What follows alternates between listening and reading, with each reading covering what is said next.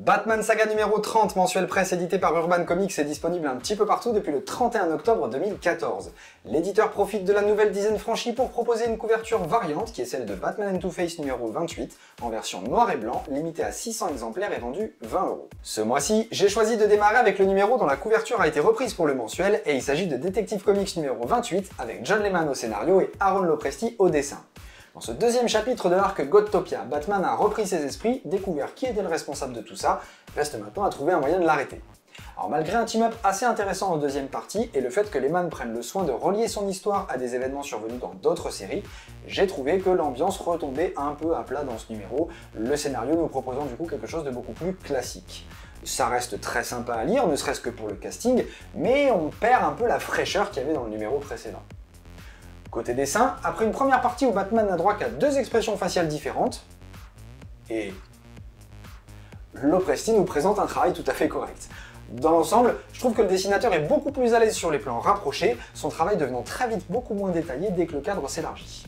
On continue avec Batgirl numéro 28, scénarisé par Gail Simone et dessiné par Fernando Passarin. Après le numéro du mois dernier tie-in à Gothtopia, on retrouve Barbara Gordon pour le début d'un nouvel arc.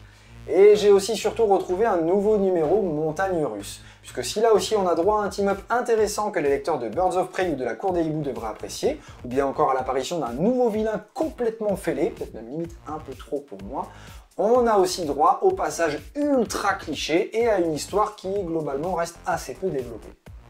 Côté dessin, même constat pour le travail de Passarin, si certaines planches offrent un dynamisme et un niveau de détail très appréciables, j'ai vraiment eu du mal sur d'autres, notamment avec des expressions de visage très spéciales. En supplément des séries habituelles, on peut retrouver dans le mensuel le mini-récit sur Dick Grayson par Kyle Higgins, issu de Secret Origins numéro 1, paru en juin dernier outre-Atlantique. Alors comme j'ai déjà fait une review de ce comic, je ne vais pas trop m'attarder dessus, sachez simplement qu'il s'agit des origines New 52 de Dick Grayson Robin et non Nightwing comme semble l'indiquer Urban. Kyle Higgins garde pour mon plus grand plaisir le caractère jovial du personnage et au final, en dehors de son âge, ses origines ne sont pas vraiment bouleversées. Si vous avez déjà lu Nightwing 0, vous n'apprendrez certainement pas grand chose. Côté dessin, Doug Mahnke livre un travail correct, bien que j'ai toujours du mal là aussi avec certains de ses visages, notamment toute la partie dans le cirque Ali. Allez, attaquons-nous maintenant avec deux coups de cœur de ce mois-ci, avec tout d'abord Batman and Two-Face numéro 28 et son fidèle tandem créatif Peter Tomasi et Patrick Gleason. Conclusion de l'arc avec Double Face, le scénariste nous offre un numéro magistral.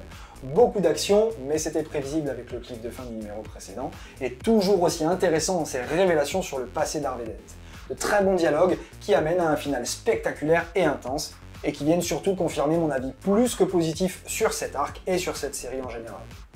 Côté dessin, si sur les deux derniers numéros j'ai reproché à Gleason quelques faux pas, ce mois-ci c'est un sans faute. Je me suis régalé avec ces personnages expressifs, dynamiques, et ce découpage qui accentue encore plus le rythme du récit. Et puis bon, son double face quoi. Il est juste ouf! Enfin et pas des moindres, Batman numéro 29, la conclusion de Cité des Ombres, deuxième acte de la saga Zéroière, avec là aussi son équipe créative habituelle, Scott Snyder au scénario et Greg Capullo au dessin. Le scénariste nous aura fait attendre mais nous propose enfin sa version de la scène incontournable pour Batman, et j'ai trouvé son angle d'approche assez intéressant. À côté de ça, la tempête débarque à Gotham et toutes les pièces du puzzle disséminées par Snyder dans le numéro précédent s'assemblent dans un cocktail intelligemment dosé d'action, de suspense et de spectaculaire. Après avoir lu ce Batman numéro 29, pas de doute pour moi, Snyder fait vraiment partie des grands scénaristes actuels. Côté dessin, c'est pas compliqué, c'est encore et toujours à couper le souffle.